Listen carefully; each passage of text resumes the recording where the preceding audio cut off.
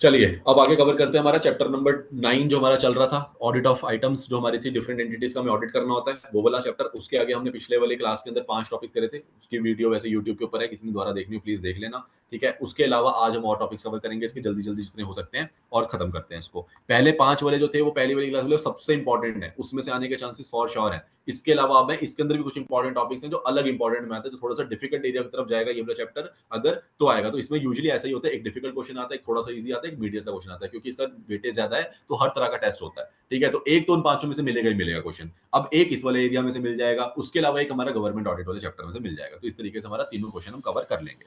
चलिए क्या कवर करने वाले हैं आज?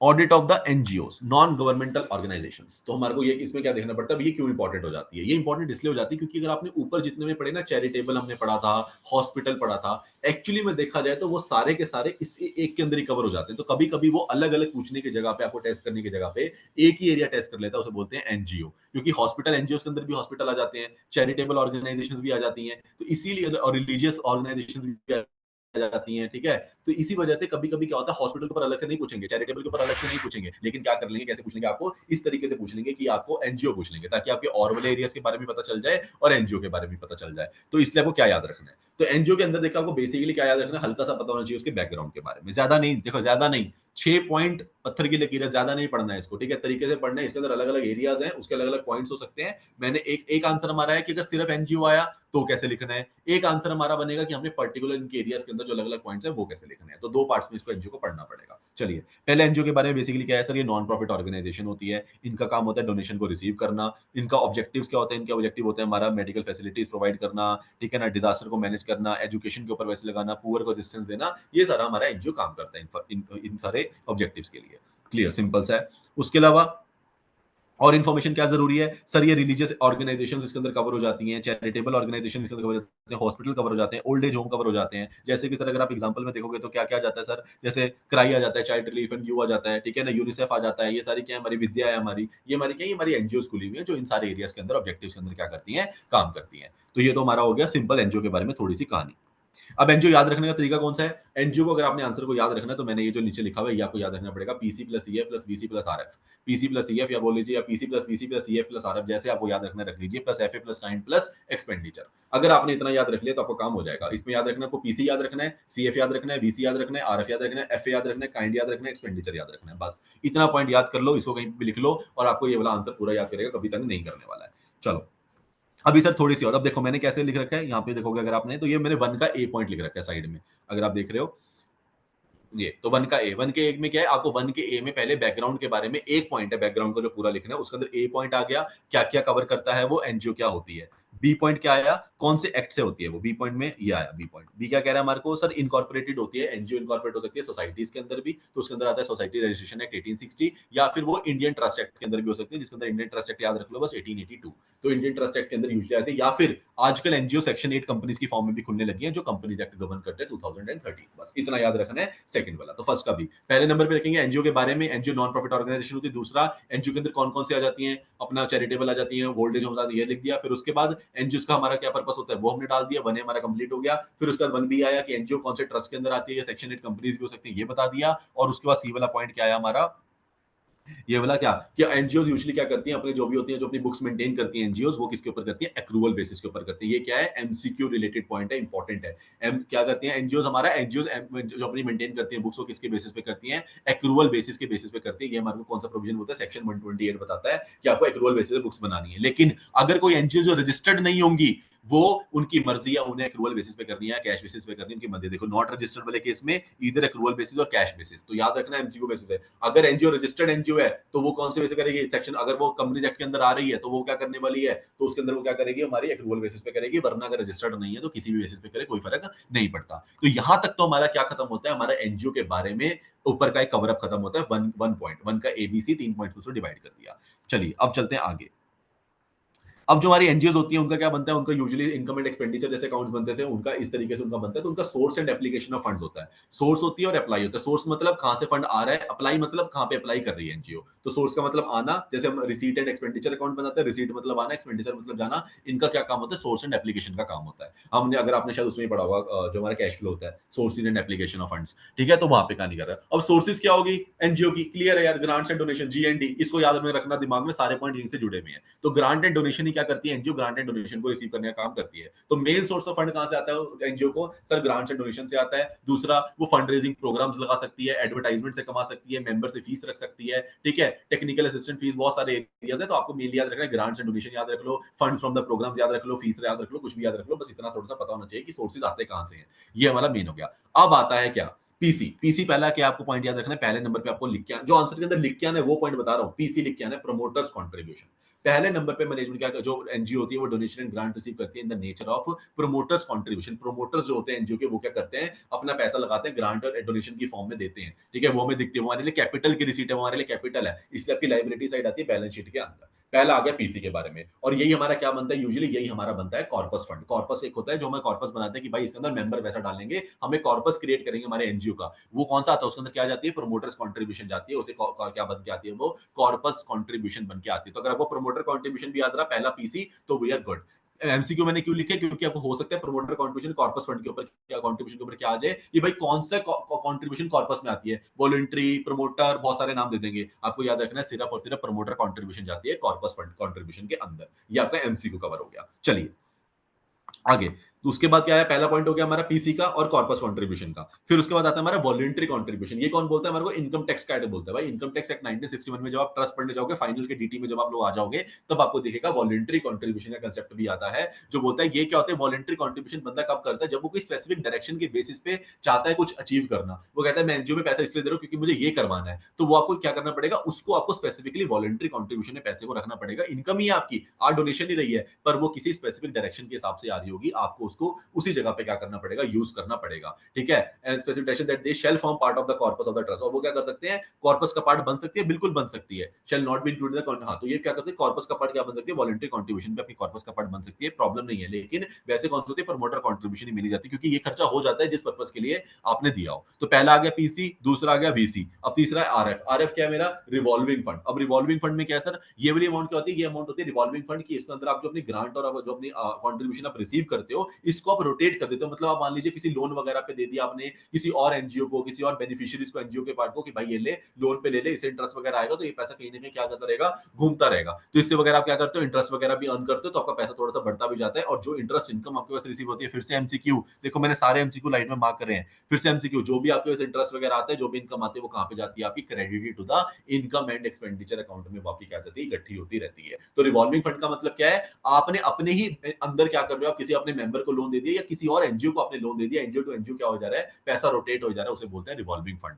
ठीक है। किसी भी प्रोजेक्ट के लिए आपने दे दिया, फिर वापस ले लिया, 3 महीने, 6 महीने, 1 साल, 2 साल, डिपेंड अपॉन कि वो फंड कितने टाइम पीरियड का, उसके बेसिस पे चलता रहता है। फिर आता है आपके क्या है, ग्रांट एंड रिसीव, आपने रिसीव करी है एफए फिक्स एसेट्स के लिए, आपको डोनेशन एंड ग्रांट स्पेसिफिकली मिली है कोई फिक्स एसेट एक्वायर करने के लिए। कभी कभी गवर्नमेंट देती है कि भाई आप एक बिल्डिंग ले लीजिए, ठीक है, तो उसके लिए अगर आपको मिली एक्वायर करने के लिए एसेट, तो उसको बोलेंगे फिक्स एसेट के लिए ग्रांट, तो एफए। फिर आता है काइंड, आपको एनजीओ ने क्या मिला, एनजीओ ने कंट्रीब्यूशन करी किसी ने काइंड में। मैनी टाइम्स एनजीओ क्या करती है, एनजीओ को कभी कोई पैसा नहीं मिलता, कोई ना कोई चीज मिल जाती है, ठीक है, कुछ जैसे क्लोथ्स मिल गए, रॉ मटेरियल मिल गए, बुक्स मिल गई, बिल्डिंग दे दी, मटेरियल दे दिया, कुछ भी ऐसा दे दिया, व्हीकल दे दिया, कोई ऑफिस इक्विपमेंट दे दिया, लैंड या बिल्डिंग दे दी, किसी ने गिफ्ट कर दी, तो वो भी क्या आ जाती है, हमारी काइंड के अंदर डोनेशन आ जाती है। तो ये सारे हमारे क्या थे, ये सारे हमारे रिसीट थे, कैसे कैसे एनजीओ के पास पैसा आता है। सारी डोनेशन एंड ग्रांट्स आती है, बस किस किस फॉर्म में आती है, पहले पीसी की फॉर्म में आती है, फिर बीसी की फॉर्म में आती है, फिर रिवॉल्विंग फंड होता है, फिर फिक्स्ड एसेट की फॉर्म में आती है, और काइंड की फॉर्म में आती है। ये 5 याद रखना, अपने नाम, आपका आंसर बन जाएगा, ठीक है। और लास्ट में आता है application of funds. Application of funds में होता है कॉस्ट आपकी, कि आप अप्लाई कैसे कर रहे हो। अब देखो, अगर आप कुछ ना कुछ लोगे तो खर्चे भी होंगे आपके। एस्टेब्लिशमेंट में मान लिया आपको किसी ने लैंड दे दिया, उसके ऊपर बनाने का खर्चा करोगे, एस्टेब्लिशमेंट कॉस्ट आएगी, ऑफिस एंड एडमिनिस्ट्रेटिव एक्सपेंडिचर होंगे, मेंटेनेंस कर रहे होगे, प्रोग्राम्स निकालते हो आप लोग, चैरिटी करते हो। अब एनजीओ भी तो चैरिटी करती है, आगे डोनेशन वगैरह देती है, कॉन्ट्रीब्यूशन देती है, तो वो सारे आपके क्या हो गए, एप्लीकेशन ऑफ फंड आगे। क्वेश्चन आ सकता है, ऑडिटर कैसे ऑडिट करेगा एनजीओ के source and application of funds का। इस तरीके से। तो जब source and application of funds की बात आएगी तब आपने पर्टिकुलर ये वाले पॉइंट लिखने हैं, PC, FC, VC, FA, kind और आरएफ और एक्सपेंडिचर। सोर्सेज के ऊपर वाले पॉइंट आ गए और सिर्फ सोर्सेज के ऊपर भी क्वेश्चन आ सकता है, हो सकता है एप्लीकेशन आपसे पूछे ही ना। ठीक है? तो ये हमारा आंसर कौन सा बनता है? Sources and application of fund का हमारा आंसर बनता है एनजीओ के। तो एनजीओ का क्वेश्चन आया तो ऊपर वाला एनजीओ के बारे में लिखना है, 1 वाला एबीसी, उसे कंट्रीब्यूट करना है। सोर्सेज के ऊपर कोई 2-3 पॉइंट लिख देना बस कि सोर्स के अंदर ग्रांट्स एंड डोनेशन रिसीव होती है in the form of first promoter contribution, second voluntary contribution, third in the form of fixed asset, fourth in the form of kind. बस इतना सा आंसर लिखना है जो पूरा एनजीओ पूछे। ठीक है? क्योंकि हमें सोर्सेज के बारे में बताना है, हमें पता है, पर हम इतना ज्यादा बड़ा आंसर नहीं लिख पाएंगे वरना बहुत बड़ा आंसर हो जाएगा। तो बस लिख दीजिए सोर्सेज हो सकते हैं किस किस फॉर्म में, डोनेशन एंड कंट्रीब्यूशन की फॉर्म में, कैसे कैसे, प्रमोटर कंट्रीब्यूशन, उसके बाद वॉलंटरी कंट्रीब्यूशन, उसके बाद काइंड की फॉर्म में, इसकी फॉर्म में, एप्लीकेशन हो सकती है in the form of expenses, example management expenses, administration expenses. बस इतना आंसर लिखने कब? जब एनजीओ का ऑडिट के बारे में पूछे। लेकिन अगर सोर्सिंग एप्लीकेशन के बारे में पूछे तब इन सारे पॉइंट्स को एक्सप्लेन करके आना है। प्रमोटर कंट्रीब्यूशन रिसीव होगी, कॉर्पस के अंदर इकट्ठी होगी, कॉर्पस कंट्रीब्यूशन बनेगी, वॉलंटरी कंट्रीब्यूशन आती है, स्पेसिफिक डायरेक्शन में दी जाती है, उसी के ऊपर अप्लाई होती है। रिवॉल्विंग फंड किसी और अंदर पैसा घूमना, किसी और को पैसा देना, इंटरेस्ट कमाना, इंटरेस्ट जो आएगा उसको इनकम एंड एक्सपेंडिचर अकाउंट में डालना। Donation in the form of fixed asset आती है, जो फिक्स्ड एसेट को लेने के लिए दी जाती है, उसके अंदर प्राइमरी कंडीशन अटैच होती है कि फिक्स्ड एसेट ही लेना पड़ेगा। और काइंड में आती है जिसके अंदर आपको फिक्स्ड एसेट हो सकता है मिल जाए, लैंड, बिल्डिंग, व्हीकल कुछ भी मिल जाए तो आपको उसको लेना पड़ेगा। और लास्ट में एप्लीकेशन आती है जिसके अंदर आप पैसा बाहर निकाल रहे हो, जो मतलब आप एक्सपेंसेस कर रहे हो। यहां तक हमारा कवर होता है कौन सा वाला topic, sourcing and application of funds on the form of NGO. चलिए, अब आता है सर हमने इसका ऑडिट करना है, हमने ऑडिट करना है कि जो हमारे एनजीओ रजिस्टर्ड वगैरह हो रखे हैं, लेट्स से किसी के अंदर भी रजिस्टर हो रखी है, हम सेक्शन 8 के अंदर हो रखी है, सोसाइटी के अंदर हो रखी है, कोई भी अगर एनजीओ रजिस्टर हो रखी है, हमने उसका ऑडिट करना है। सबसे पहले आपके माइंड में आना चाहिए क्या ख्याल कि भाई क्या एनजीओ कोई भी फॉरेन कंट्रीब्यूशन रिसीव करती है या नहीं करती है। तो पहले ही आपकी घंटी क्या हो जानी चाहिए, जाग जानी चाहिए जैसे ही आप एनजीओ के ऊपर गए, क्योंकि सबसे ज्यादा झोल कहां हो सकता है, बाहर से पैसा आना, बाहर के लोगों का क्या होना, इन्वेस्टमेंट होनी। ठीक है? तो अपने पहले क्या ध्यान में रखना है, सबसे पहले आप ध्यान में रखें क्या कोई फॉरेन कंट्रीब्यूशन मतलब एफसीआरए अप्लाई हो रहा है या नहीं हो रहा, और इस एक्ट का नाम नहीं भूलना है, फॉरेन कंट्रीब्यूशन रेगुलेशन एक्ट 2010, 2010 के साल में आया था, बहुत इंपॉर्टेंट है। ठीक है? बाकी इनकम टैक्स एक्ट भी लग रहा होगा, कंपनीज एक्ट भी लग रहा होगा। तो अब इसके अंदर मैक्सिमम पॉइंट कौन से वाले हैं, एमसीक्यू रिलेटेड पॉइंट बहुत सारे हैं, बहुत सारे बता रहा हूं आपको, इसलिए वो नहीं भूलना है। आपको पेपर के अंदर कम से कम 3-4 एमसीक्यूज मिल जाएंगे, इसके हो सकते हैं 2 ही क्वेश्चन आए और 5 नंबर का एमसीक्यू कवर कर ले चैप्टर, कोई बड़ी बात नहीं है, इतने एमसीक्यूज पॉइंट इसके अंदर एग्जिस्ट करते हैं, तो प्लीज अच्छे से पढ़ना है इस चैप्टर को। पहले नंबर पे क्या है, एफसीआरए की, अगर आपके ऊपर एफसीआरए अप्लाई होता है, आपने मान लिया हाँ सर होता है, तो फिर उसकी एक रिपोर्ट भी जाती होगी। अगर उसकी रिपोर्ट जाती होगी, आपको ध्यान में रखना है क्या, आपको एफसीआरए की जो रिपोर्ट देनी होती है वो प्रिस्क्राइब्ड फॉर्मेट में देनी होती है, फर्निश करनी होती है, किसको, मोहा को, मिनिस्ट्री ऑफ होम अफेयर्स। नहीं भूलना, नहीं भूलना, नहीं भूलना, मार्क कर लो, कहीं पे लिख लो, किसी जगह पे दीवार पे जाके लिख दो, सुबह सुबह उठने वाली क्या, मिनिस्ट्री ऑफ होम अफेयर्स का वो क्या करना होता है, रिपोर्ट करनी होती है एफसीआरए की विद इन 60 डेज के अंदर अंदर, फाइनेंशियल ईयर के क्लोज से, मतलब 30 मई के पहले पहले आपको क्या करनी होती है, रिपोर्ट सबमिट करनी होती है एफसीआरए को। 30 मई पेपर के अंदर होगा, डेट दी होगी 30 मई, 30 जून, 30 अप्रैल, कुछ भी 30 मई चूज करके आना है, या 60 दिन from the end of the financial year, मतलब अप्रैल के बाद 60 दिन, अप्रैल और मई के महीने की बात कर रहे हैं, पूरे 60 दिन बनते हैं 30 मई।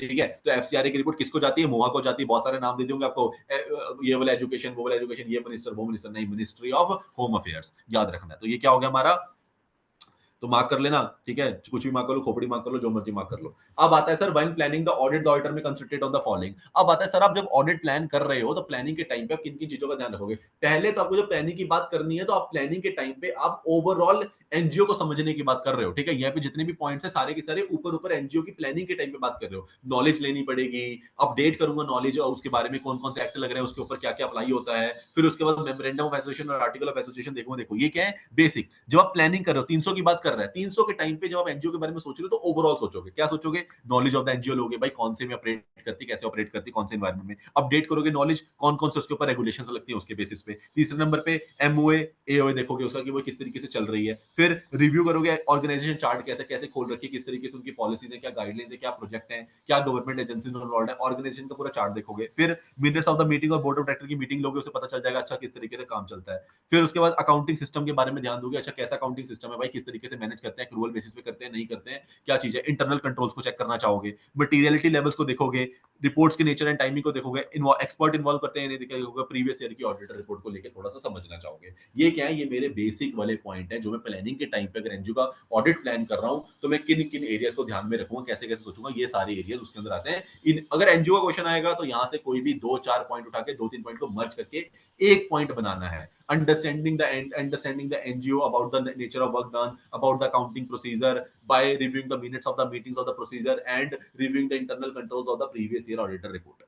बस सबको मर्ज करके एंड उंड लगा के क्या कर देना है, आपको एक अच्छा सा पॉइंट बना के आ जाना है, या फिर एक पॉइंट लिख के बाय उसके अंदर छोटा छोटा 1 2 3 4 5 पॉइंट लिख के एक ही पॉइंट के अंदर 4 5 पॉइंट लिख के आ जाना कि इस किस तरीके से हम एनजीओ के बारे में प्लानिंग करते हैं। अगर वो प्लानिंग की बात करता है तो यूजुअली क्वेश्चन क्लबों के नहीं आएगा, अलग अलग में से ही आएगा। प्लानिंग के ऊपर अलग से आ सकता है, सोर्सेज के ऊपर अलग से आ सकता है। एनजीओ के ऊपर पर्टिकुलर क्वेश्चन आना बहुत मुश्किल है, पर फिर भी अगर आ गया तो सारे पॉइंट्स हमने कवर करने हैं, ठीक है, कोई मिस नहीं करना है।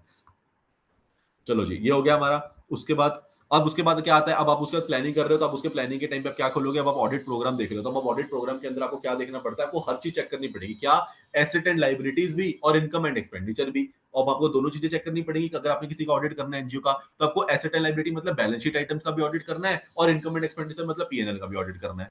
ठीक है, कोई मटेरियल छूट ना जाए, तो अब हम करते हैं बैलेंस शीट का ऑडिट। अब बैलेंस शीट में आप क्या देखोगे, ऊपर हमने जो भी सारा पैसा डाला था, हम कहाँ डाले जा रहे थे, कॉर्पस फंड के अंदर। तो पहले आप सबसे पहले क्या चेक करोगे कि भाई सारा का सारा पैसा जो भी आया है वो सही तरीके से कॉर्पस फंड में जो पैसा आया उसके लिए एक वाउचर होना चाहिए। प्रमोटर कंट्रीब्यूशन दिख रही है, हाँ भाई कॉर्पस फंड में जा रही है, तो आपको वो सारा का सारा क्या देखना है कि जो भी डोनर्स वगैरह ने पैसा दिया होता है उनको लेटर इशू होती है, वो लेटर के हिसाब से चेक कर लो, हाँ भाई इतने की लेटर इशू हुई है, इतने का पैसा गया है, सही लग रहा है। आप इन्वेस्टमेंट रजिस्टर होता है इसके अंदर, क्या क्या इन्वेस्टमेंट्स आई हैं, फिजिकल इन्वेस्टमेंट जो हैंड में हुई है उसका रजिस्टर चेक कर लो। तो मतलब कॉर्पस फंड के अंदर जो भी पैसा है, बैलेंस शीट के अंदर हम आइटम चेक कर रहे हैं, उसके अंदर हमें वो देखना पड़ेगा, वाउच करना पड़ेगा। फिर दूसरा रिजर्व, अभी मैं लाइबिलिटी साइड चल रहा हूँ, पहले कैपिटल चेक कर ली, अब रिजर्व चेक कर रहा हूँ। अब रिजर्व के अंदर देख लो capital reserve to the general reserve वगैरह कोई एंट्री वगैरह तो नहीं हुई, एडजस्टमेंट वगैरह तो नहीं हुई, पैसा सही किया, वाउच कर रहा हूँ, सब कुछ वाउच कर रहा हूँ, ये भी देख लूंगा। फिर year marked funds, year marked funds क्या आते हैं, हम स्पेसिफिकली किसी फंड्स के ऊपर कोई ईयर मार्क्ड करके रखते हैं कि हाँ भाई ये वाली अमाउंट हम सेट असाइड कर रहे हैं किसी चीज के लिए, कोई स्पेसिफिक गोल के लिए। कभी कभी क्या होता है, एक बड़ा गोल होता है किसी एनजीओ का एस्टेब्लिश होने का कि यार हमें ना 3 साल के अंदर अंदर ये अचीव करना है, उसके लिए हम आज से पैसा जोड़ रहे हैं। तो आपको देखना है वेदर एनी ईएमएफ है या नहीं है। सबसे पहले जाओगे चेक करोगे क्या कोई ईएमएफ है, भाई आपने कोई ईयरमार्क फंड अलग से कर रखा है, हाँ भाई कर रखा है, आप उसको चेक करोगे कि भाई वहां पे कैसे पैसा जा रहा है, उसके रूल्स रेगुलेशंस क्या बोलते हैं, ये देख लिए। फिर उसके बाद लोन्स, अब बैलेंस शीट के अंदर हम अभी क्या चल रहा है, लाइबिलिटी साइड चल रहे हैं, कैपिटल देख लिए, रिजर्व देख लिया, ईयरमार्क फंड्स अलग से याद रखना क्योंकि इंपॉर्टेंट है। फिर लोन्स आ गया, भाई लोन्स वगैरह की सारी रिसीट वगैरह पूरी है ना, एग्रीमेंट वगैरह चेक कर लो, हाँ सही है। अब आगे फिक्स एसेट्स के ऊपर, इधर की साइड आ जाओ, बैलेंस शीट में फिक्स एसेट चेक कर लो, भाई कोई सारी एक्विजिशन सही हुई या नहीं हुई है, सेल डिस्पोजल वगैरह तो नहीं हुआ, ये देख लिया। डेप्रिसिएशन देख ली, सही कैलकुलेट हुई है नहीं हुई, बढ़िया। इन्वेस्टमेंट देख लो, इन्वेस्टमेंट का रजिस्टर ले लो, मैच कर लो, क्या कोई इन्वेस्टमेंट ऐसी है जो मैनेज एनजीओ के पास हो लेकिन एनजीओ के नाम पे ना हो, ये चेक करना है तो बहुत बढ़िया। प्रिंसिपल अमाउंट चेक कर लो, इंटरेस्ट चेक कर लो, सही कैलकुलेट हो रहा है या नहीं हो रहा, बढ़िया। कैश इन हैंड चेक कर सकते हो, वेरीफाई कर लीजिए। बैंक बैलेंस को काउंटर फाइल लेके वेरीफाई कर लीजिए, रिकंसिलिएशन स्टेटमेंट देख लीजिए। इन्वेंट्री चेक कर लीजिए, इन्वेंट्री का आपको रजिस्टर मिल जाएगा। और बाकी जितने भी प्रोग्राम एंड प्रोजेक्ट के ऊपर उन्होंने एक्सपेंसेस कर रखे हैं वो आप चेक कर सकते हैं, आपको वहां से भी क्या मिल जाएगा, उसका वो मिल जाएगा, एग्रीमेंट मिल जाएगा। तो ये वाले हमारे क्या आ गए, यहाँ से हमारे यहाँ हमारा क्या खत्म हो गया ऊपर, ये हमारे मेरी बैलेंस शीट खत्म होगी ऊपर, ठीक है, इन्वेंट्री तक। तो पहले मेरे को क्या हुआ, बैलेंस शीट आइटम्स के अंदर मैंने क्या करा, 2-3 आइटम मैंने लायबिलिटी की चेक कर ली, रिजर्व चेक कर लिए, कॉर्पस चेक कर लिया, उसका लोन्स चेक कर लिए, ये चेक कर लिए, एयरमार्क फंड चेक कर लिए। ये मेरी लायबिलिटी कवर होगी। अब मैं किसके अंदर आता हूँ, अपनी एसेट के अंदर। एसेट के अंदर क्या चेक करूंगा, फिक्स एसेट चेक करूंगा, इन्वेस्टमेंट चेक करूंगा, cash in hand, bank balance और इन्वेंट्री चेक कर लूंगा अपनी। ये मैंने क्या कर लिया अपना। तो ये क्या कर रहे हैं हम बेसिकली प्लानिंग के टाइम पे जब हमने करना है तो हमें क्या है, हमारे को कौन कौन से एरियाज का ऑर्डर को चेक करना होता है, ऑर्डर उसके बारे में सोच के चलता है कि मुझे क्या क्या कैसे कैसे चेक करना है, उसकी बात कर रहे हैं। तो ये देख लिया। अब आता है वो, और दूसरा क्या था एरिया, इनकम एंड एक्सपेंडिचर। अब एक्सपेंडिचर चेक करूंगा भाई, जो भी आप प्रोग्राम और प्रोजेक्ट करते हो उसके ऊपर जो भी एक्सपेंसेस वगैरह करते हो, वो एक्सपेंसेस का बजट होता होगा वो देख लो, एग्रीमेंट कितने का हुआ है करने का वो चेक कर लो। उसके बाद अगर कोई इनकम टैक्स वगैरह डिडक्ट होना था उससे पहले कोई भी डिपॉजिट वगैरह होता वो सही हुआ या नहीं हुआ वो चेक कर लो। फिर एस्टेब्लिशमेंट एक्सपेंसेस, अगर आपने कुछ भी एस्टेब्लिश करना है, कोई भी एडमिनिस्ट्रेटिव का खर्चा करना है तो वो चेक कर लो, जैसे कि कोई प्रोविडेंट पीएफ का पैसा जाता होगा एम्प्लॉयज के लिए, लाइफ इंश्योरेंस प्रीमियम जाता होगा, ये सारे एक्सपेंसेस आप सही कर रहे हो या नहीं कर रहे हो, ये देख लिए। ये क्या आगे मेरे एक्सपेंसेस आगे।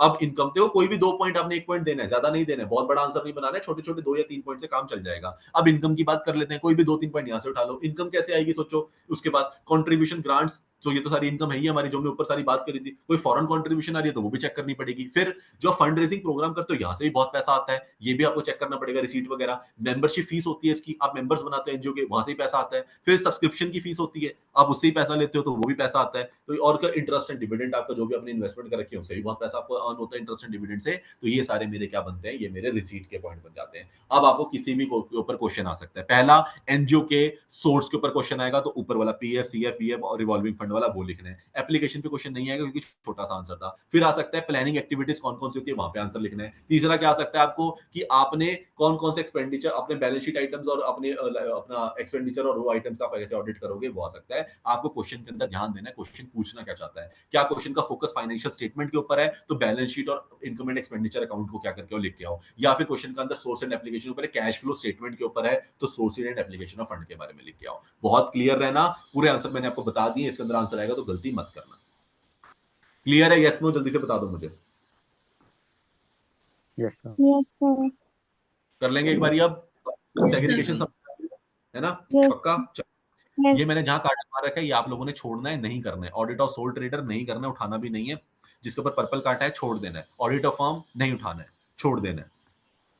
हाँ, तो हाँ, मैंने यहाँ पे क्या लिखा है देखो, ऑडिट ऑफ फर्म के ऊपर मैंने क्या लिखा है, make points from the part of the account. तो आप जो आप अकाउंटिंग में पढ़ते हो ना, पार्टनरशिप वाला जो अकाउंटिंग पढ़ते हो आप, वहां पार्टनरशिप अकाउंट से रिलेटेड जो फर्म के पॉइंट्स होते हैं, वही वाले पॉइंट अगर बाई चांस आ गया, वैसे तो छोड़ देना नहीं आएगा, आ गया तो पार्टनरशिप अकाउंट जो अकाउंट्स में पढ़ते हो उसी के बेसिस पे आंसर लिखाना। पार्टनरशिप की प्रॉफिट शेयरिंग रेशियो के बारे में लिखाना, एग्रीमेंट के बारे में लिखाना, ठीक है, वही सारा का सारा कॉन्ट्रीब्यूशन कैसे होती है, कैपिटल लेके आता है partner, same to same point आपने लिख के आने, कुछ नहीं बदलने वाला, ठीक है, वही वाले पॉइंट आप लिखाना है। डिवीजन वाला, पार्टनर वाले सारे पॉइंट लिखाओगे तो भी चल जाएगा, आपका आंसर बन जाएगा। 4-5 पॉइंट बनाने में दिक्कत आपको नहीं आने वाली है। पार्टनरशिप डॉक्यूमेंट हो गए, बुक्स ऑफ अकाउंट हो गए, डिविडेंड डिवीजन ऑफ प्रॉफिट्स हो गया, वही पॉइंट है, प्रॉफिट शेयरिंग रेशियो वाला, तो कोई दिक्कत नहीं है। उसके बाद आपने एलएलपी वाला भी नहीं करना है, लेकिन एलएलपी के अंदर सिर्फ एक चीज करनी है, वो है हमारा एमसीक्यू कवर। एमसीक्यू के अंदर आपको क्या याद रखना है, पहला पॉइंट ये वाला क्या, कि सर 2 पार्टनर मिनिमम होने चाहिए एलएलपी को क्रिएट करने के लिए, एटलीस्ट 2 डेजिग्नेटेड पार्टनर चाहिए होते हैं। ये आगे एक पहला पॉइंट, आज को एमसीक्यू आ सकता है बहुत आराम से, ठीक है। और एक्ट कौन सा होता है, 2008 का एक्ट होता है हमारा एलएलपी वाला, तो ये वाला हो गया। दूसरा ये इंपॉर्टेंट है, कौन सा वाला, अगर आपको स्मॉल लिमिटेड लाइबिलिटी पार्टनरशिप आप क्या कैसे करोगे टू डोनेट एनी एलएलपी, अगर किसी स्मॉल लिमिटेड लाइबिलिटी पार्टनरशिप को अगर एलएलपी मानना है, तो आप कैसे मानोगे कि वो स्मॉल एलएलपी है, तो उसके लिए आपको यहाँ पे दिया हुआ है क्या, कि जो आपकी कंट्रीब्यूशन होनी चाहिए वो किससे एक्सीड नहीं करनी चाहिए, 25 लाख रुपए से एक्सीड नहीं करनी चाहिए, और such higher amount not exceeding 5 crore, मतलब 25 लाख से 5 करोड़ रुपए तक की कंट्रीब्यूशन वाली कंपनी को क्या माना जाएगा, स्मॉल लिमिटेड लाइबिलिटी पार्टनरशिप माना जा सकता है। उससे ऊपर वाली को स्मॉल नहीं माना जाएगा, नॉर्मल एलएलपी बनेगी वो 25 लाख से 5 करोड़। और दूसरा जो कंट्रीब्यूशन एंड है बीच में, ठीक है, और नहीं है, एंड साथ में उसकी जो टर्नओवर है वो भी क्या नीचे, टर्नओवर सबसे इंपॉर्टेंट क्या है, turnover as per the statement of account and solvency, मत भूल जाना। Statement of profit and loss मत लिखाना, बैलेंस शीट मत लिखाना, कुछ नहीं, ये बहुत इंपॉर्टेंट है, बहुत बहुत बहुत इंपॉर्टेंट है। क्या इसके अंदर कौन सी यूज होती है, statement of accounts and solvency use होती है, प्लीज इसको ध्यान में रखना है, मार्क कर लो, मार्क कर लो। भी बोल रहा हूं कि आपकी जो टर्नओवर होनी चाहिए वो आपकी पीएनएल अकाउंट के हिसाब से नहीं, स्टेटमेंट एंड इंसॉल्वेंसी के, स्टेटमेंट एंड सॉल्वेंसी के हिसाब से होनी चाहिए, प्रीसीडिंग ईयर की, इमीडिएटली प्रीसीडिंग ईयर्स की, 5 लाख रुपए से ऊपर नहीं, फॉर द 40 लाख रुपीज, और उसके कितने 50 करोड़ रुपए से ऊपर क्या नहीं होनी चाहिए, एक्सीड नहीं, मतलब आपकी टर्नओवर 40 करोड़ रुपए से लेके 5 करोड़ रुपए तक के बीच में होनी चाहिए, उससे ऊपर नहीं होनी चाहिए। टर्नओवर आपकी कितनी रहेगी, एंड है, तो मतलब आपकी कंट्रीब्यूशन में अगर आपने 25 लाख से एक्सीड कर लिया, 5 करोड़ रुपए से ऊपर चले गए तो नहीं होएगा, ठीक है, तो फंस जाओगे। अदर देन दैट आपकी जो टर्नओवर होगी वो आपकी 40 लाख रुपए से ऊपर या फिर और हायर अमाउंट, और सच है नॉट एक्सीडिंग द 50 करोड़ रुपए से होती है, मतलब 40 करोड़ से 50 करोड़ तक का आपका, किसके 40 लाख से 50 करोड़ तक की आपकी टर्नओवर है, और 25 लाख से 5 करोड़ तक की आपकी कंट्रीब्यूशन है। ये आप कहीं पे भी लिख के रख लीजिए, छोटी सी जगह पे, 1-2 बार देख लिया करना बीच बीच में कभी कभी जाके, ताकि ये चीज आप भूल ना जाए। बस इतना याद रखना है आपको, और कुछ याद रखने की जरूरत नहीं है। बाकी सब देखो कांटा है।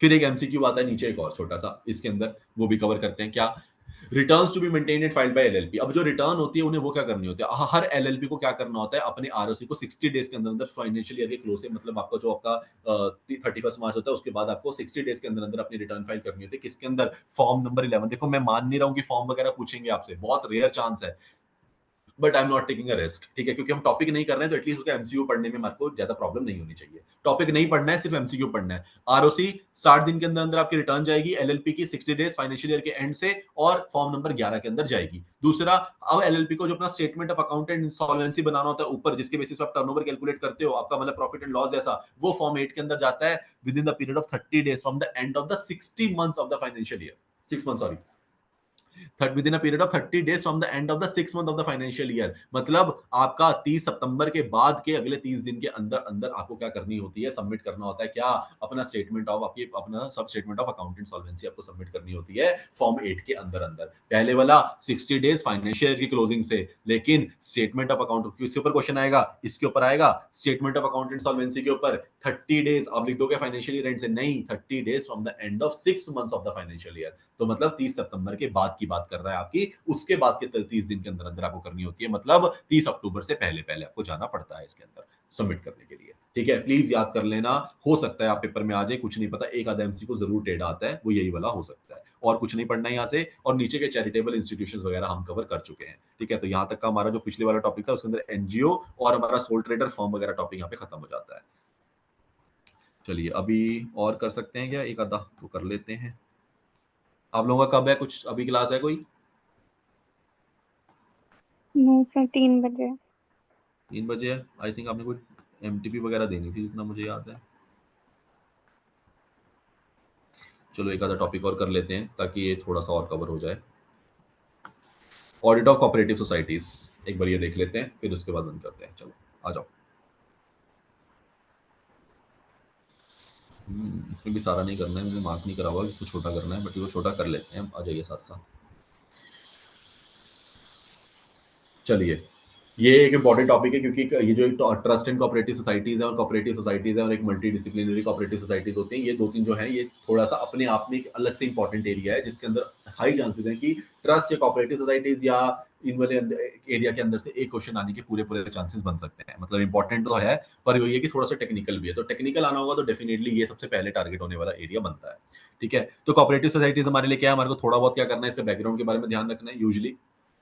ठीक है, कि क्या होती है कोऑपरेटिव सोसाइटी, बेसिकली आप कोऑपरेटिव करके बन रहे हो, यूनिट मतलब या कोऑपरेटिव कर रहे हो, या फिर आप बोल लीजिए ऑटोनोमस एसोसिएशन बन रही है, या फिर आप वॉलंटरी जाके क्या कर रहे हो, क्या बन रहा है, एक सोसाइटी बना रहे हो। ठीक है, तो ये जॉइंट ओन्ड एंटरप्राइज होती है, कुछ भी बोल लीजिए, इसको किसी भी नाम से दे लीजिए। इंपॉर्टेंट क्या हमारे लिए याद रखना था, कोऑपरेटिव सोसाइटीज एक्ट 1912 हम रजिस्टर कहाँ पे होते हैं, कोऑपरेटिव सोसाइटी एक्ट बनती है 1912 के अंदर, वहां पे आपको क्या करना पड़ता है, अपने आप को रजिस्टर करना पड़ता है। इसके अंदर सिर्फ उतना इंपॉर्टेंट है और कुछ नहीं पढ़ना आप। ठीक है, कोऑपरेटिव सोसाइटी किस तरीके से काम करती है, बिजनेस ऑर्गेनाइजेशन की तरह ही काम करती हैं, बस ये होती है कोऑपरेटिवली काम करती हैं, एक आपस में मिलजुल के काम करती हैं, मिडलमैन वगैरह यूजुअली इसके अंदर नहीं होता। क्यों? क्योंकि सारे इसके अंदर आपस में मिल जाते हैं, मतलब जो फिनिश गुड बनाता है वो भी, जो रॉ मटेरियल बनाता है वो भी आपस में मिलकर उन्होंने एक सोसाइटी बना ली, ताकि किसी का कोई मिडलमैन रहे ना, जो बनेगा वो पूरा का पूरा अंदर ही बनेगा, पूरा का पूरा फिनिश गुड निकल के बाहर जाएगा, तो कहीं ना कहीं उससे क्या होता है, मिडलमैन वगैरह इसके अंदर क्या हो जाते हैं, एलिमिनेट हो जाते हैं। ठीक है, ये हमारा है। तो apart from the audit some other professional services could be rendered by the chartered accountant such as, तो कोऑपरेटिव सोसाइटी केस में चार्टर्ड अकाउंटेंट सिर्फ ऑडिट की सर्विसेज नहीं देता, बाकी कुछ सर्विसेज भी देता है, जैसे कि guidance in the accounting writing, आपने अकाउंट राइटिंग कैसे करना है, अकाउंट्स कैसे बनाने, उसकी गाइडेंस देता है, अकाउंटिंग सिस्टम इंस्टॉल करने की कभी भी गाइडेंस भी देता है, इंटरनल ऑडिट के लिए भी हेल्प करता है, मैनेजमेंट अकाउंटिंग सर्विसेज के लिए भी हेल्प करता है, टैक्सेशन एक्सेट्रा के लिए भी क्या करता है, कहीं ना कहीं हेल्प करता है। तो इस वजह से क्या करता है, ऑडिटर की और सर्विसेज भी अलाउड होती है, ज्यादा इंपॉर्टेंट है नहीं है यहाँ पे, सिर्फ इंपॉर्टेंट क्या है जो मैंने ये मार्क कर रखा है कि कोऑपरेटिव सोसाइटी एक्ट 1912 यहाँ पे इंपॉर्टेंट है। ठीक है, अब आता है audit as per section 17 of the cooperative society act 1912, तो कोऑपरेटिव सोसाइटी एक्ट के अंदर ही क्या होता है, उसके ऑडिट के बारे में बताया गया है, तो उसके ऑडिट के बारे में हमें वहीं से थोड़ा सा क्या करना पड़ेगा, समझना भी पड़ेगा। चलिए, द रजिस्टर्ड शैल ऑडिट और cost be audit by the some person authorized by him और द जनरल, तो कोऑपरेटिव सोसाइटी एक्ट में यूजुअली क्या होता है कि उनका अपना बंदा भी हो सकता है, वो किसी को भी ला सकते हैं, कौन ऑडिट करेगा उसका, और वो उसका ऑडिट करके देता है। ऐसा जरूरी नहीं है कि वो कहीं और से आता है, सोसाइटी ही चूज करती है अपने ऑडिटर को, वही उसका क्या करता है, ऑडिट करता है, और वो क्या करता है, accounts of the every registered society at least in every year, तो एक बार जो लिखा होता है हर साल के अंदर एक बार उनका ऑडिट होना क्या है, जरूरी है। तो एमसीक्यू पर्सपेक्टिव से आपके लिए क्या जाना जरूरी है, once at least in every year, एक बार तो होगा ही होगा। ऐसा नहीं है कि आप 2 साल में कोऑपरेटिव सोसाइटी बोले यार हम ही तो हैं, हम 2 साल में एक बार कराए थे, आप नहीं करवा पाएंगे। ठीक है, तो उसके बाद क्या करना पड़ता है, ऑडिटर को इंक्लूड करना पड़ता है examination of the overdue debts, कोई भी ओवरड्यू डेट्स वगैरह तो नहीं है, या फिर एसेट एंड लायबिलिटी वगैरह की वैल्यूएशन वगैरह को वो क्या करता है, एक बार अच्छे तरीके से क्या कर लेता है, चेक कर लेता है। और द रजिस्ट्रार, जो रजिस्टर वगैरह होता है authorized by the general special order in the writing in the of the register shall at all times have the access to the all the books, तो इसकी बेसिकली आपको जो रजिस्टर वगैरह होता है उसको सारी की सारी आपकी बुक्स वगैरह के एक्सेस प्रोवाइड किया जाता है, कोऑपरेटिव सोसाइटीज का बुक्स हो गए, अकाउंट्स हो गए, पेपर्स हो गए, हर एवरी ऑफिसर जो भी उसको चाहिए इन्फॉर्मेशन वगैरह वो उसको क्या दे दी जाती है, उसको प्रोवाइड कर दी जाती है। तो ठीक है, तो रजिस्टर के अंदर क्या करता है, रजिस्टर शैल ऑडिट और cost to be audited by the some person authorized by him. ठीक है, तो रजिस्ट्रार या तो खुद करता है या वो किसी और बंदे को क्या कर देता है, करने के लिए बताता है कि भाई तू इसको ऑडिट करके दे दे, और उसको सारी चीजों का एक्सेस प्रोवाइड किया जाता है। ऑब्वियस बात है, अगर आपने ऑडिट कराना है आपको सारा कुछ देना ही पड़ेगा ऑडिट करवाने के लिए। तो इसके अंदर आपको नाम देखने को क्या मिलेगा, रजिस्ट्रार का नाम देखने को मिलेगा, जो बेसिकली सारा काम करता है कोऑपरेटिव सोसाइटी के केस में। ऑडिटर की जगह भूल जाइए, रजिस्ट्रार को याद कर लीजिए, just because of cooperative societies act. तो अब आता है कि sir following should be kept in mind, question अगर बनता है तो यहां से शुरू होता है क्वेश्चन बनना, वैसे नहीं बनेगा। Following should be kept in mind in connection with the audit of the cooperative society, की क्या क्या माइंड में रखना पड़ता है जब आपने क्या करना है, audit of the cooperative society करना है। तो क्वालिफिकेशन ऑफ द ऑडिटर, वो सीए होना चाहिए अपना जो भी होगा, और कोऑपरेटिव सोसाइटी एक्ट के हिसाब से वो क्या करते हैं, उनको ज्वाइंट अपॉइंट करते हैं, वो कोई भी सीए और चार्टर्ड अकाउंटेंट हो सकता है जो सीए एक्ट 1949 के अंदर पास हुआ हुआ है। ठीक है, तो वो चल जाएगा, तो हम लोग अलाउड है पूरे पूरे पहले नंबर पे। Appointment of the auditor, appointment of the auditor कौन करता है, यूजुअली कोऑपरेटिव सोसाइटीज क्या करती है, अपॉइंटमेंट करती है by the register of the cooperative society, register appoint करता है, खुद भी कर सकता है, अपने बिहाफ पे किसी को भी ला सकता है, वो उसका ऑडिट करता है। इंपॉर्टेंट है नहीं है, ठीक है ना। Accounts, books accounts and other record of the cooperative society, सारे के सारे बुक्स अकाउंट्स वगैरह जहां पे भी आपने रखे हैं वो सब आपको क्या करने पड़ते हैं, ऑडिटर को प्रोवाइड करने पड़ते हैं। उसके अंदर क्या आ जाता है, डेली कैश समरी रजिस्टर आता है, डेली कैश आप जैसे रखते हो वो आ जाता है, कलेक्शन फ्रॉम द डेटर्स आ जाता है, रिकवरी फ्रॉम द लोन आ जाता है, लोन इन्वर्समेंट का रजिस्टर आ सकता है, और कोई भी सब्सिडरी वगैरह अगर आपको डिपेंडिंग है तो वो सारे के एरियाज क्या आते हैं। ये हमारा वो रजिस्टर की बात कर रहा हूँ, जिस रजिस्टर के अंदर जो बुक्स वगैरह है वो सारी की सारी बुक्स को किसको प्रोवाइड करनी पड़ेगी, अपने ऑडिटर को प्रोवाइड करनी पड़ेगी आप लोगों को,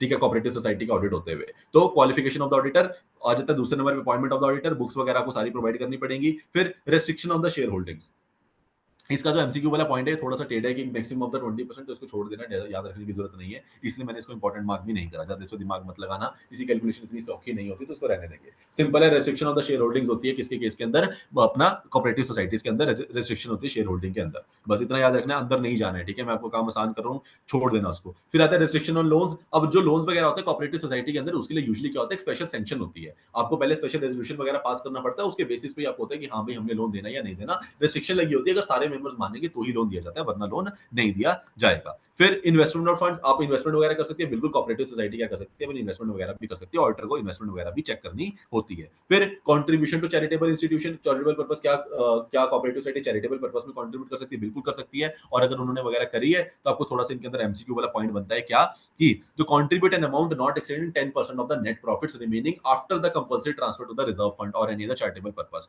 तो आपने जो भी रिजर्व फंड वगैरह के अंदर पैसा डालते हो आप, वो सारा डालने के बाद उसको निकाल दो, उसके अलावा जो भी आप क्या कर रहे हो, जो भी आप क्या कर रहे हो, कंट्रीब्यूशन कर रहे हो, वो क्या नहीं करनी चाहिए, एक्सीड नहीं करनी चाहिए, कितना 10% of the net profits remaining after the contribution. तो जो आपके नेट प्रॉफिट्स हैं आपने निकाल लिया, उसके अंदर से जितना भी पैसा आपने कहां डालना होता है, आपने अपना चैरिटेबल एक रिजर्व फंड बना रखा है, उसके अंदर आपने डालना होता है, पहले वो डाल के आप कर दीजिए, माइनस कर दीजिए। अब जो भी आपके पास पैसा बचता है उसके पैसे का 10% के ऊपर आप क्या नहीं करेंगे, कंट्रीब्यूशन नहीं करेंगे, उतना या उससे कम ही आपकी कंट्रीब्यूशन आपकी क्या होती है, अलाउड होती है। उससे आपने ज्यादा करी होगी तो ऑडिटर को क्या करने पड़ेंगे, सवाल करने पड़ेंगे, वो सही नहीं है, गाइडलाइंस में नहीं लिखी हुई। तो ये आपको इतना याद रखना पड़ता है बस। एक एमसीक्यू बहुत प्यारा, जो मुझे लगता है पूरा टॉपिक इतना इंपॉर्टेंट नहीं था जो भी हमने पढ़ा, लेकिन एक एमसीक्यू बहुत इंपॉर्टेंट है, वो क्या है, according to the certain state transfer to the dividend equalization reserve and share capital redemption funds are established as charge.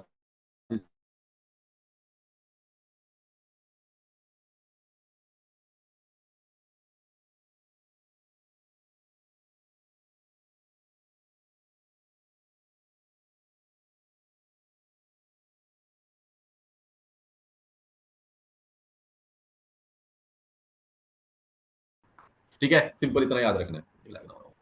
Clear है ये वाला, अकॉर्डिंग जो भी सारे के सारे हमारे चार्जेस अगेंस्ट प्रॉफिट होंगे, जो भी प्रॉफिट आता है कोऑपरेटिव सोसाइटी में, उसके अंदर जो चार्ज वगैरह होता है वो कहां से निकालती है, वो निकालती है डिविडेंड इक्विलाइजेशन रिजर्व से और शेयर कैपिटल रिडम्पशन फंड से। तो ये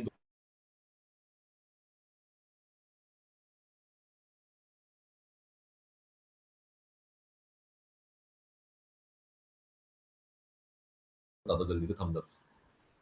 we good? Yes yes, no? अभी के लिए जो अभी हमने पढ़ा उसके अंदर मैं क्लियर आपको अपने तरीके से बताता हूँ, सिर्फ इंपॉर्टेंट वो था जो हम ऊपर पढ़ के आए थे, वो वाला कौन सा वाला जो हमने चैरिटी एनजीओ पढ़ी थी, बस। उसके अलावा जो हमने 2-3 एमसीक्यूज पढ़े फर्म के, वो इंपॉर्टेंट थे, दैट्स इट। उतना आपको याद रखना जरूरी है अपना जो, और उसके अलावा कोई भी याद रखने की जरूरत अभी नहीं है, ठीक है। फिर एक क्या आता है सर, एक कोऑपरेटिव सोसाइटी के अंदर एक कोऑपरेटिव ऑडिट की नाम की चीज भी होती है। एक कोऑपरेटिव ऑडिट होता है, special features of the cooperative audit, ऐसा आ सकता है। कोऑपरेटिव सोसाइटी का ऑडिट करने के लिए मुझे वगैरह special features of the cooperative audit होता है, to be borne in mind while auditing. आपको ऑडिटिंग के टाइम पे इसको क्या करना पड़ता है, ध्यान दिमाग में रख के चलना पड़ता है। वही वाले पॉइंट ऊपर वाले, इसको आपने मुझे याद करना है, बस आपने यही रीड करना है, और वहां पे ऊपर से नीचे से आपको कुछ रीड करने की जरूरत नहीं है, बस इतना ही रीड कर लेना। पेन चेंज कर लेते हैं।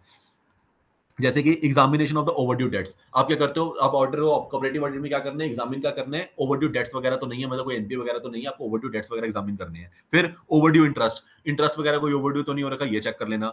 Certification of the bad debts वगैरह तो नहीं हो रखी, ये चेक कर सकते हो। Valuation of asset and liability सही तरीके से हो रखी है नहीं हो रखी, चेक कर लो। कोऑपरेटिव प्रिंसिपल्स आप फॉलो करो, cooperative society cooperative principle follow करो नहीं करो, ये चेक कर लो। फिर provision of the act and rules वगैरह कोई नहीं लग रही, अगर कुछ ऐसा तो नहीं हो जो नॉन कंप्लायंस वगैरह हो रहा है, ये चेक कर लीजिए। फिर verification of the member register and examination examination of the books, आपने मेंबर वगैरह आपके रजिस्टर वगैरह चेक कर लो, सारे मेंबर कितने हैं, कितने होने चाहिए थे, सब कुछ सही है नहीं है। फिर special report to the register, आपने रजिस्टर को रिपोर्ट करनी होती है, वो आपने सही तरीके से करी है या नहीं करी, ये चेक कर लेंगे। Audit classification of the society, ठीक है ना, इसको जरूरत नहीं करने की। और discussion of the draft audit report with the managing committee, जो भी आप ड्राफ्ट ऑडिट रिपोर्ट बनाते हो उसको मैनेजिंग कमेटी के साथ एक बार क्या करते हो, पहले डिस्कस करते हो कि सर मैं ये रिपोर्ट इशू करने वाला हूँ, आपको कोई प्रॉब्लम तो नहीं लग रही, ऐसा तो नहीं है मैंने कुछ कम या ज्यादा ले लिया, तो आप एक बार चेक कर लीजिए। तो ये क्या है, ये मेरे लिए बेसिकली है जो मेरे स्पेशल फीचर्स हैं किसके, कॉपरेटिव ऑडिट के। जब मैं कॉपरेटिव ऑडिट करने जाता हूँ सोसाइटी का, क्या करना है मुझे, एग्जामिनेशन ऑफ ओवरड्यू डेट्स, कोई भी ओवरड्यू डेट्स है उनकी एग्जामिनेशन करनी है, ओवरड्यू इंटरेस्ट की एग्जामिनेशन करनी है, बैड डेट्स को चेक करना है, एसेट लायबिलिटी को वैल्यूएट करना है, उसके बाद प्रिंसिपल चेक करने कॉपरेटिव सोसाइटी के फॉलो हो रहे हैं या नहीं हो रहे हैं, कोई भी अदर रेगुलेशन या एक्ट लग रहा है उसको चेक करूंगा, उसके अलावा वेरिफिकेशन करूंगा मेंबर के रजिस्टर्स की, और अपना स्पेसिफिकली क्या करूंगा, डिस्कशन बना के एक रिपोर्ट बना के मेंबर का डिस्कस कर लूंगा कि भाई ये रिपोर्ट इशू करने लगा हूं, ड्राफ्ट चेक कर लो, कोई प्रॉब्लम है तो बता दो। बस इसको अंदर नहीं जाना है, ठीक है। हाँ, ओवरड्यू डेट्स के बारे में याद रख लो, एमसीक्यू पर्सपेक्टिव से पक्का आ सकते हैं, बहुत हाई चांसेस हैं। क्या, overdue debts for a period from the month 6 month to 5 years and more than 5 years will have to be classified and shall have to be reported by the auditor. सिर्फ auditor को किस कौन से वाले overdue dates को report करना है, उस रिपोर्ट के अंदर जो वो ड्राफ्ट बना के दे रहा है, और मैनेजमेंट कब मना कर सकते हैं कि नहीं नहीं सर ये तो ड्राफ्ट आपने गलत बनाया है, कब, जब आपके ओवरड्यू डेट्स क्या है, 6 महीने से ज्यादा नहीं हुए, 6 महीने से कम वालों को आपको रिपोर्ट नहीं करना है, 6 महीने से 5 साल वालों को रिपोर्ट करना है, और 5 साल से ज्यादा वालों को आपने क्लासिफाई करना है कि भाई ये दो अलग अलग मेरे पास क्या आ रहे हैं, ओवरड्यू आ रहे हैं, एक 6 महीने से ऊपर हो चुके हैं लेकिन 5 साल नहीं टपे, और एक 5 साल भी टप चुके हैं, तो ये आपको क्लासिफाई करना है एज गुड और बैड, ठीक है। तो क्लासिफाइड करना है एज गुड और बैड, ये आपको दिखाना होता है, ये आपको रिपोर्ट में जाना होता है, ठीक है। आपको ओवरड्यू इंटरेस्ट है, आपको इंटरेस्ट वगैरह कैलकुलेट करके देखना है कि भाई प्रॉफिट वगैरह के ऊपर जो भी हमारा इंटरेस्ट वगैरह बन रहा है, तो अपने क्या कर दियो, एक्सक्लूड कर दियो इंटरेस्ट को, आप कभी भी प्रॉफिट की कैलकुलेशन में नहीं लेके चलते, उसको आप एक्सक्लूड करके चलते हो, तो वो किया या नहीं किया, तो वर्ड का मार्क कर लो सिर्फ, एक्सक्लूड फ्रॉम एक्सक्लूड। उसके बाद सर्टिफिकेशन ऑफ बैड डेट्स, अब आपकी बैड डेट की सर्टिफिकेशन होती है कि आपको कितने परसेंटेज बैड डेट रखना है, कितने परसेंटेज रिकवरेबल, जो प्रोविजन हम बनाते हैं तो प्रोविजन सही तरीके से बनाई है या नहीं बनाई है। उसके बाद verification of asset and liabilities, आपको एसेट एंड लायबिलिटीज को क्या करना होता है, वेरीफाई करना होता है। उसके बाद कोऑपरेटिव सोसाइटीज के प्रिंसिपल को, कोऑपरेटिव एंड प्रिंसिपल्स के अंदर क्या है कि हमारे को देखने होते हैं कि हमारे प्रिंसिपल सही तरीके से हमारे फॉलो हो रहे हैं या नहीं हो रहे हैं, ये हम चेक कर लेंगे। उसके बाद वेरिफिकेशन ऑफ मेंबर्स, आप अपने रजिस्टर मिल जाएगा आपको, कौन कौन से मेंबर्स आपके पास हैं, वो मेंबर्स वगैरह आप चेक कर लीजिए कि सारे मेंबर्स सही हैं, सबकी फीस वगैरह सही टाइम पे आ गई है नहीं आ गई है, पासबुक वगैरह चेक कर लो, लोन वगैरह अगर आपने कोई दे रखे हैं उनको तो वो भी चेक कर लो, तो मेंबर्स के ऊपर जो भी आपने कर रखा है वो चेक कर लोगे आप, ठीक है। Special report to the register, अब आपके एक स्पेशल रिपोर्ट जाती है रजिस्ट्रार को, आपको उनको बताना पड़ता है कि भाई हमारे कौन कौन सी सीरियस इरेगुलरिटीज, आप क्या रिपोर्ट करते हो, बस एक वर्ड याद रखना है, क्या, some serious irregularities in the working of the society, क्या आपको कोई भी ऑडिटर को नोटिस हुआ कुछ भी ऐसा जो सीरियस इरेगुलरिटीज हो रही है कोऑपरेटिव सोसाइटी के काम करने में, तो आपको वो रिपोर्ट करना होता है किसको, रजिस्ट्रार को, आपको बताना होता है कि ऐसा कुछ हुआ है, ठीक है। जैसे कि अगर वो पूछे कैसे एग्जांपल आ सकते हैं, क्वेश्चन मार्क कर लेना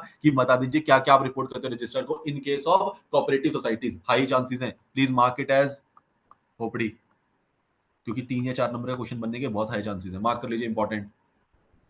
क्या क्या सर बताना पड़ता है, क्या कोई personal profiteering by the member तो नहीं नजर आ रही, सर भाई सर बता, ऑडिटर क्या बोल रहा है, संगीन जुर्म हो रहे हैं सर कोऑपरेटिव सोसाइटी के अंदर, संगीन मतलब personal profiteering by member, sir बता रहे कि कोऑपरेटिव सोसाइटी मेंबर अपने पर्सनल प्रॉफिट के लिए काम कर रहे हैं। फिर फ्रॉड मिला है मुझे एक्सपेंसेस केस में, एक्सपेंसेस नाजायज एक्सपेंसेस दिखा के, परचेजेस झूठी हैं, प्रॉपर्टी फालतू अपने नाम पे नहीं ले रखी, वैसे एक्वायर कर रखी है, फ्रॉड हो रहा है। और example of the specific example of the mismanagement, और मिसमैनेजमेंट हो रही है, कहीं ना कहीं मैनेजमेंट के डिसीजंस फेवर में नहीं जा रहे हैं, अगेंस्ट में जा रहे हैं सोसाइटी के, ऐसा कुछ भी हो रहा है, तो इसका मतलब आपको वो रिपोर्ट में क्या करना पड़ता है, रजिस्ट्रार को रिपोर्ट में देना पड़ेगा, ठीक है। तो ये सारा कुछ हमें क्या करना पड़ता है, बताना पड़ता है।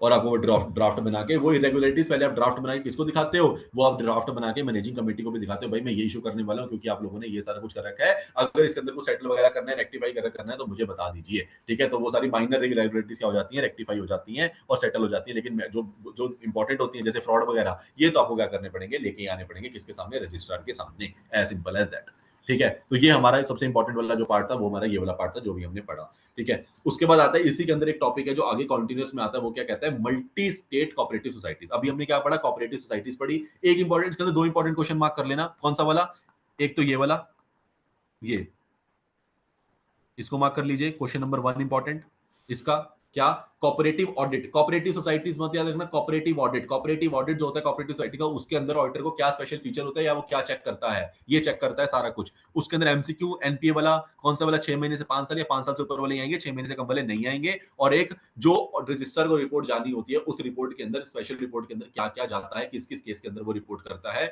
वो वाली चीजें आपने क्या लिखनी है, यहाँ पे लिखनी है, और ये वाले 3 एग्जाम्पल आपको देके आने पड़ेंगे। बस ये हमारा क्वेश्चन नंबर 1 वो था, और ये हमारा मार्क कर लीजिए क्वेश्चन नंबर 2 रिपोर्ट वाला।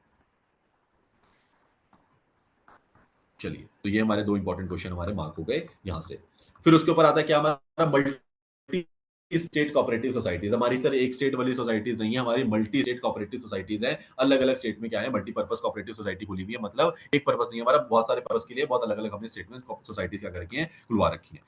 ठीक है जी, ठीक है। तो हमारी बुक्स ऑफ अकाउंट्स हमारी क्या multi state cooperative society books of accounts maintain करती होगी, बिल्कुल करती होगी। तो बुक्स ऑफ अकाउंट्स में क्या आना चाहिए, एक बार ये चेक कर लेते हैं। ऐसा क्वेश्चन आ सकता है 4 नंबर का कि multi state cooperative society books में वो क्या देखने को मिलेगा, all sums of the money received and expenses. आपने जितना भी पैसा आया जितना भी पैसा गया बुक्स के अंदर आ रहा होगा, सारी की सारी परचेज एंड सेल बुक के अंदर। देखो कितना जेनरिक आंसर है, पर पेपर के अंदर आ गया तो कंफ्यूज नहीं होना, जेनरिक ही लिख के आना है। सारा का सारा पैसा आना, पैसा लेना, मतलब सारा रिसीट और सारा एक्सपेंडिचर, सारी सेल और सारी परचेज, सारी एसेट एंड लाइबिलिटीज, और उसके ऊपर जितना भी हमने क्या करा, एंगेज इन द प्रोडक्शन और प्रोसेसिंग, जो भी हम काम करें, कोई भी मैन्युफैक्चरिंग का काम करें, यूटिलाइज कर रहे हैं मटेरियल वगैरह, मैन्युफैक्चरिंग कर रहे हैं, तो कुछ भी जैसे trading and profit and loss, जो ट्रेडिंग अकाउंट होता है हमारा, वो वाला मैन्युफैक्चरिंग एक्सपेंसेस जहाँ आते हैं वो वाला। तो ये चारों हमारे क्या देखने को मिलते हैं, बुक्स में देखने को मिलते हैं। तो बेसिकली बात की थी करी बैलेंस शीट, पीएनएल और हमारा ट्रेडिंग अकाउंट, इन 3 चीजों की बात कर रहा है वो, बस।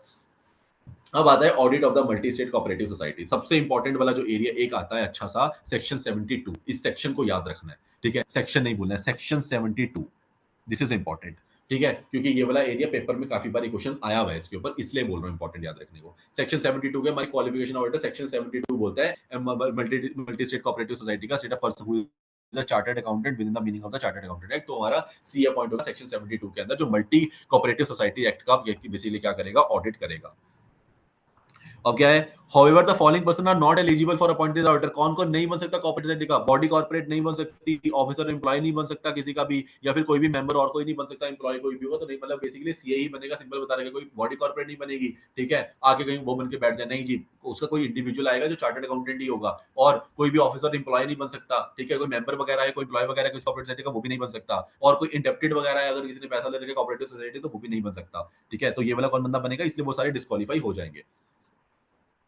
अपॉइंटमेंट ऑफ द ऑडिटर ज्यादा याद रखने की जरूरत नहीं है। अपॉइंट कौन करेगी, कोऑपरेटिव सोसाइटी एक्ट क्या करेगी, अपॉइंट करेगी जिस बंदे को उन्होंने ऑडिटर बनाना होगा, सिंपल सी बात है। पावर एंड ड्यूटीज, उसको सब कुछ पावर्स मिलेंगे, उसे जो भी चेक करना होता है। इसके अंदर सिंपल याद करने का तरीका क्या है इसको, कि ऑडिटर को क्या चेक करना होता है, वही जो 143(1) हमने पढ़ा था, याद है, इंक्वायरी, जो इंक्वायरी नेचर की होती है, वो इंक्वायरी नेचर की, अगर आपने शायद लॉ में भी पढ़ा होगा ये, तो इंक्वायरी नेचर वाली चीजें ऑडिटर को क्या करनी पड़ती है, चेक करनी पड़ती है इस केस के अंदर। इसलिए ये कौन सा, ये हमारा कंपनी एक्ट से रिलेटेड है स्टैंडर्ड बेसिकली। क्या वेदर लोन एंड एडवांसेस जो भी सारे के सारे थे जो कोऑपरेटिव सोसाइटी ने लेके, क्या वो प्रॉपर्ली सिक्योर्ड है, अगर प्रॉपर्ली सिक्योर्ड है तो उनकी टर्म्स एंड कंडीशन क्या नहीं होनी चाहिए, प्रेजुडिशियल नहीं होनी चाहिए to the interest of the society and members.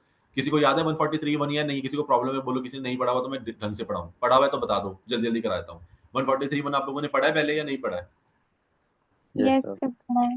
पढ़ा है ना सबने। Yes sir. तो 143 में कुछ पॉइंट्स आते हैं जो कॉमन यहाँ पे पॉइंट्स लगते हैं, वो हर जगह पे सेम ही रहते हैं। क्या सर, लोन एंड एडवांसेस के 2 पॉइंट होते हैं। पहला, सर लोन एंड एडवांसेस जो भी आपने ले रखे हैं, क्या वो प्रॉपर्ली सिक्योर्ड होने चाहिए, मतलब उसके अगेंस्ट आपने सिक्योरिटी ले रखी है, और जो टर्म्स एंड कंडीशंस पे आपने वो लोन ले रखे हैं वो प्रेजुडिशियल नहीं होनी चाहिए, किसके लिए, ना तो मेंबर के लिए ना ही सोसाइटी के लिए। पहला ये चेक होगा, ये चेक कर लिया, बहुत बढ़िया। दूसरा, इसके अंदर लोन एंड एडवांसेस का दूसरा वाला पॉइंट नहीं है, वो नॉर्मल के अंदर आता है, जो हम 6 पॉइंट पढ़ते हैं, यहाँ पे सिर्फ 4 ही पॉइंट है। ठीक है, तो एक ही पॉइंट है यहाँ पे किसका, लोन एंड एडवांसेस का। दूसरा क्या है, आपने सिंपल सी बात है, क्या जो ट्रांजैक्शंस जितनी की सारी कर रही है कोऑपरेटिव सोसाइटी, वो रिप्रेजेंटेड होनी चाहिए merely by the book entries. वो जो बुक एंट्री से मेयरली रिप्रेजेंट हो रही है, वो क्या नहीं होनी चाहिए, प्रोड्यूशियल नहीं होनी चाहिए to the interest of the cooperative society. इसके अंदर मेंबर्स नहीं आते, याद रखना, यहाँ पे और इट्स मेंबर्स भी है, क्यों, क्योंकि टर्म्स एंड कंडीशंस है। यहाँ पे क्या नहीं, यहाँ पे जनरल एंट्री है, तो किसके लिए जाए, सिर्फ सोसाइटी के लिए जरूरी है। वर्ड में हम गलती कर देते हो, पता चलता है आप कितने ज्यादा समझदार हो यहाँ से। ठीक है, ऊपर क्या था, टर्म्स एंड कंडीशन, वो हो सकते हैं मेंबर को अफेक्ट कर दे, क्योंकि जिस पे आप लोन वगैरह दे रहे हो, लेकिन यहाँ पे क्या है, यहाँ पे बोल रहे हैं जो भी ट्रांजैक्शन वगैरह हुई है मेनली बाय बुक एंट्री, वो क्या नहीं होनी चाहिए, इंटरेस्ट ऑफ द मल्टी, मतलब सोसाइटी के अगेंस्ट नहीं होनी चाहिए, प्रोड्यूशियल नहीं होनी चाहिए। फिर आपने पर्सनल एक्सपेंसेस को क्या गलती से रेवेन्यू अकाउंट बना के तो नहीं दिखा रहे हो, ये भी चेक करना पड़ता है भाई, पर्सनल एक्सपेंसेस है, इसको बिजनेस के अंदर मत डालिए, रेवेन्यू वगैरह मत दिखाइए, गलत हो जाएगा। और लास्ट में, अगर आपने कोई भी बुक्स एंड पेपर्स के अंदर अगर आपको कोई भी शेयर्स वगैरह हैं जो आपने कैश वगैरह पे ले रखे हैं, तो वेदर आपने कैश वगैरह एक्चुअली क्या कर लिया, रिसीव कर लिया या नहीं कर लिया, ये भी एक बार आप क्या कर लेते हो, चेक कर लेते हो। तो बस इतना हमारे को क्या करना पड़ता है, इस वाले केस में ध्यान रखना पड़ता है। तो ये वाला हमारा गया 143(1) वाला। अब आता है कि ऑडिटर को ध्यान में रखना है, क्या उसे रिपोर्ट करना पड़ता है, क्या उनकी financial statement actually true and fair view दे रही है या नहीं दे रही है, और उसके अंदर कौन से पॉइंट आ जाते हैं, हमारे 143(3) वाले पॉइंट आ जाते हैं। ये all the information and explanation सारी मिल गई है या नहीं मिल गई है, तो ये वाले पॉइंट इसके अंदर ज्यादा याद रखने की जरूरत नहीं है। अगर याद होगा तो ठीक है, नहीं होगा तो ज्यादा मेहनत करने मत जाना। ठीक है, चल जाएगा।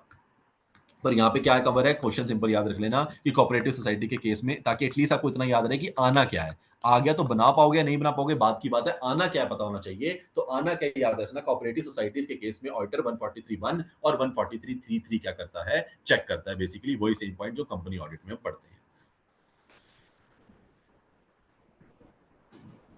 तो बस लास्ट टॉपिक छोटा सा, और ये हमारा यहाँ पे हम खत्म कर देंगे। बहुत बार, मतलब मैं ये नहीं बता सकता कितने से आगे वेरी लिखूं, कम से कम मैंने ये 5 या 6 अटेम्प्ट में तो ये क्वेश्चन देखा ही होगा। 5 या 6 अटेम्प्ट में मिनिमम बात कर रहा हूँ, ठीक है। और मैंने शायद अपने टेस्ट में भी ये पूछा था आप लोगों से, ताकि आप लोगों को ये क्लियर हो जाए। Power of the central government to direct the special audit in certain cases. Special audit की बात कर रहे हैं कि भाई स्पेशल ऑडिट सर्टेन केसेस के अंदर क्या होता है, मैंने क्या कहते हैं, पावर सेंट्रल गवर्नमेंट का पावर है कि वो स्पेशल ऑडिट बोल सकती है सर्टेन केसेस के अंदर। जो मैं सेक्शन 72 बता रहा था वो तो इतना इंपॉर्टेंट नहीं था, सबसे इंपॉर्टेंट कौन सा सेक्शन है, ये सेक्शन 77। इसको मार्क करेंगे, 72 नहीं भी याद रहेगा छोड़ देना, मैंने उस टाइम पे शायद वो गलत ली कि वो ये सेक्शन है, इसकी बात कर रहा था मैं, सेक्शन 77 की बात, ठीक है। सेक्शन 77 जो हमारा होता है multi state cooperative society act 2002 में, जिसमें पावर होती है सेंट्रल गवर्नमेंट के साथ कि वो स्पेशल ऑडिट प्लान कर सकती है इनका, ठीक है। किस ओपिनियन के अंदर वो है कि पावर किस किस केस में, affairs not manage in accordance with the commercial practices. ये 3 नीचे वाले पॉइंट है, ऊपर वाले पॉइंट की याद रखनी जरूरत है, बस इतना टेबल याद कर लो, यही आंसर है।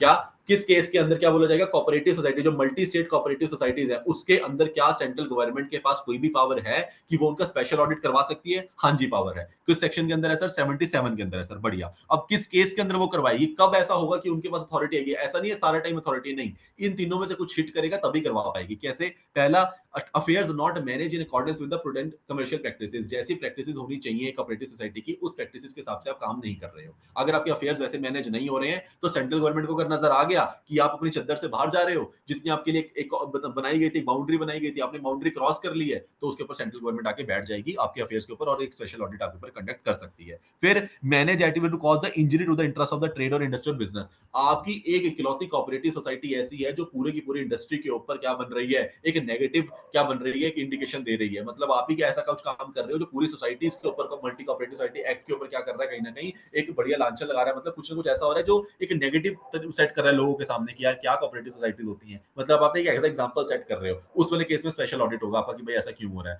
और last, financial position is such as would endanger its insolvency. Financial position ऐसी है उसकी कि नजर आ रहा है कि भाई ये तो इंसॉल्वेंट होने वाली है। अब वो कुछ भी ऐसा करेगी तो हो सकता है वो मेंबर्स के लिए क्या हो जाए, उनके अगेंस्ट चला जाए। तो उस केस में भी वो क्या कर सकता है, एक स्पेशल ऑडिट क्या कर लेगा, कंडक्ट कर लेगा कि भाई सॉल्वेंट है या नहीं। एक बार जाओ ऑडिटर, एक बार आके अच्छे तरीके से चेक करके आके बता कि एक्चुअली में इंसॉल्वेंट होने वाली है या इंसॉल्वेंट जैसी लग रही है, सॉल्वेंट ही रहेगी। ये और क्या करना पड़ता है, सेंट्रल गवर्नमेंट को क्या करवाना पड़ता है, आपसे ऑडिटर से चेक करवाना पड़ता है। इस केस में सेंट्रल गवर्नमेंट पावर है कि वो स्पेशल ऑडिट कंडक्ट कर सकती है। पहला, आप अपनी प्रैक्टिसेस के हिसाब से मैनेज नहीं कर पा रहे हैं। दूसरा, आप क्या कर रहे हैं, आप एक क्या कर रहे हैं, injury to the interest of the trade और इंडस्ट्री के अगेंस्ट आप एक इंजरी कर रहे हैं। मतलब मैनेज आप ऐसे कर रहे हैं जो कहीं ना कहीं क्या हो रही है, फिट नहीं बैठ रही है आपकी इंडस्ट्री स्टैंडर्ड के हिसाब से। और तीसरा, आपकी इंसॉल्वेंसी के ऊपर हाईली डाउटफुल है, आपकी फाइनेंशियल पोजीशन इंसॉल्वेंट होती नजर आ रही है। वेरी वेरी इंपॉर्टेंट, मार्क कर लेना प्लीज, कुछ भी मार्क कर लो इसके ऊपर कि ये मत भूल जाना, ये आंसर आपके ऊपर आएगा ही आएगा पेपर के अंदर। बहुत बार आया है, रिपीट हुआ है, अभी भी आ सकता है, ठीक है। तो ये आपको क्या करना पड़ेगा, अच्छे तरीके से आपको याद करके जाना पड़ेगा। यहाँ पे हमारा क्या हो जाता है, मल्टी कोऑपरेटिव सोसाइटीज एक्ट भी खत्म हो जाता है। इसके आगे आपको सारा काटा है, ये आपको नहीं पढ़ना है।